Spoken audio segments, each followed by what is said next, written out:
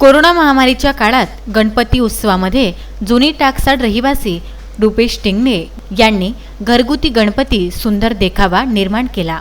ध्यास रामजन्मभूमीचा नाश कोरोनाचा असा संदेश या देखाव्यातून समाजाला देण्याचा प्रयत्न रुपेश टिंगणे यांनी केला आहे। लॉकडाऊनमध्ये पोलीस, आरोग्य विभाग, मनपाने उत्कृष्ट कार्य केले आहे।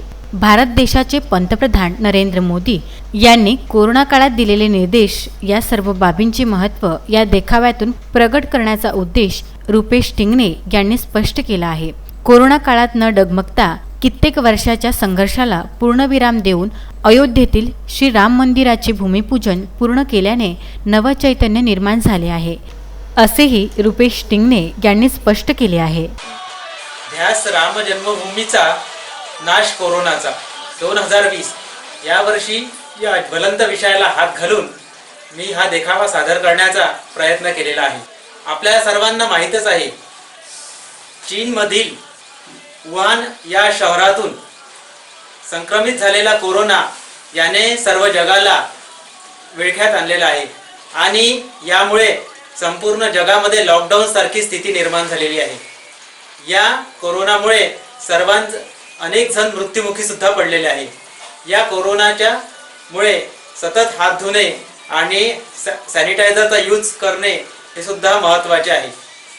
त्याच पार्श्वभूमीवर हे वर्ष आरोग्याच्या दृष्टीने काही योग्य असं लाभलेलं नाही आहे, कारण की या वर्षाची जशी सुरुवात झाली त्या सुरुवातीपासूनच आपल्याला अनेक कोरोनाची महाभयंकर स्थिती ही निर्माण झालेली होती।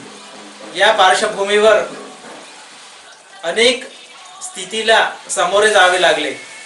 कोरोनाच्या या वाईट प्रसंगी सुद्धा आपल्या सर्वांच्या साथीनेच या कोरोनावर आपण मात करू शकतो। सतत हात धुणे आणि तोंडाला मास्क वापरणे हे बंधनकारक आहे। आपले पंतप्रधान श्री नरेंद्र मोदी यांनी 2 गज की दूरी हा नारा दिलेला आहे। आपल्या सर्वांना याचा फायदा होताना दिसणार आहे। तोंडाला मास्क लावणे हे तेवढंच बंधनकारक आहे। या अशा परिस्थितीमध्ये एक मन सुखावणारी बातमी आली, ती म्हणजे प्रभू श्री रामचंद्र यांचं मंदिर बांधण्याचं आणि अयोध्येमधील हे जे प्रभू रामचंद्रांचं जे मंदिर आहे याचा भूमिपूजन सोहळा हा मोजक्याच लोकांच्या उपस्थितीमध्ये साजरा झाला आणि यामुळे अतिशय चांगलं रूप हे अयोध्येला येणार आहे। एक नवीन आशा, एक नवीन दिशा घेऊन अयोध्या आपल्याला दिसणार आहे। एकीकडे कोरोनाची महाभयंकर स्थिती, तर दुसरीकडे मनाला प्रसन्न करणारं असं हे वातावरण निर्माण झालेलं आहे। मी आतापर्यंत घरगुती गणपती देखावा दाखवण्याचा प्रयत्न केलेला आहे। 2008 मध्ये चिमण्या वाचवा अभियान, मालखेड पोहरा जंगल वाचवा अभियान, त्यानंतर मुली वाचवा अभियान, महिलांचे पाऊल पडते, 1942च्या आंदोलनाचे अमरावतीत काय पडसाद उमटले त्याचा सुद्धा देखावा दाखवण्याचा प्रयत्न केलेला आहे।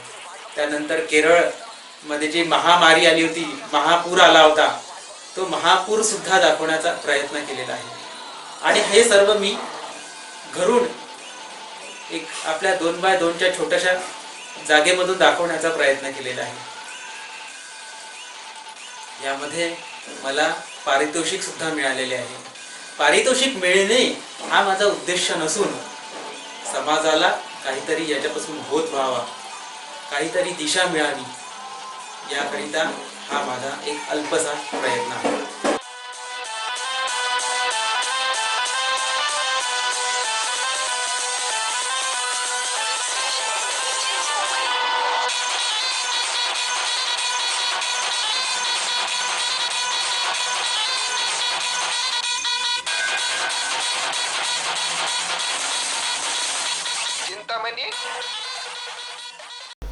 Vidarbha news bureau, Amravati.